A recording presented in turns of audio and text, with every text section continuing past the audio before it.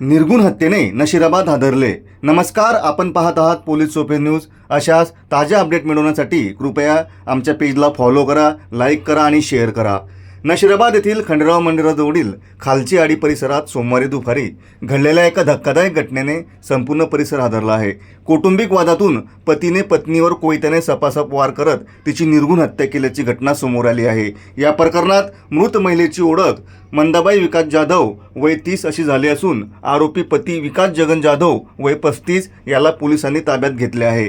मिळालेल्या माहितीनुसार जाधव कुटुंब मूळचे केकत निंभोरा तालुका जामनेर येथील असून गेल्या वर्षभरापासून नशिराबाद येथे मोलमजुरीसाठी वास्तव्यास होते। सोमवारी दुपारी सुमारे 2 वाजेच्या सुमारास घरातील किरकोळ कारणावरून पती पत्नीमध्ये वाद झाला। त्यावेळी आरोपी दारूच्या नशेत असल्याची प्राथमिक माहिती असून त्याने संतापाच्या भरात पत्नीवर कोयत्याने वार केले।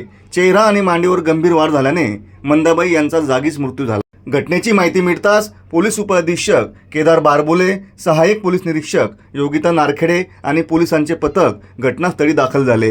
पंचनामा करून मृतदेह शवविच्छेदनासाठी पाठविण्यात आला। या दाम्पत्याला मोहित नावाचा 7 वर्षाचा मुलगा असून या घटनेमुळे त्याच्यावर दुखाचा डोंगर कोसळला आहे। दरम्यान आरोपी विकास जाधव याला पोलिसांनी ताब्यात घेतले असून नेमके कारण काय याचा पुढील तपास सुरू आहे।